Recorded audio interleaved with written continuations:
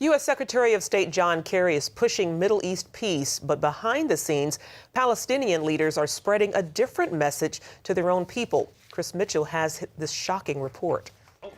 A report just released by the Israeli government exposes consistent examples of the Palestinian Authority urging its citizens to abandon peace in favor of hate.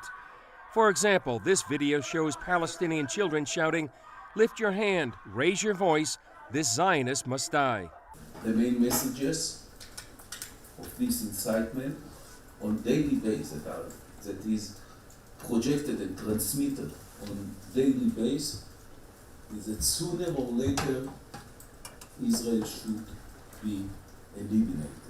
The annual Palestinian Incitement Index showed that while the Palestinian Authority says one thing in English to a Western audience, it communicates an entirely different message to their own people in Arabic. These messages contain four main themes. Israel has no right to exist.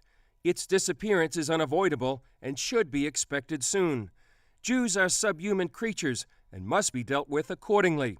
All forms of struggle, including terrorism, are legitimate in order to realize their final goal.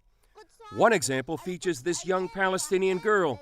She sings, "O you who murdered Allah's pious prophets, O you who were brought up on spilling blood, you have condemned to humiliation and hardship. O sons of Zion, O most evil among creations, O barbaric monkeys, wretched pigs."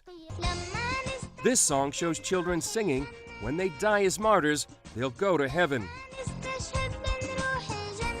On Mahmoud Abbas's webpage it says, Jesus was a Palestinian who was crucified by the Jews, and called Jesus a Palestinian messenger. The official PA school Facebook page quotes Hitler. All these examples have one thing in common. They're directed toward young Palestinians.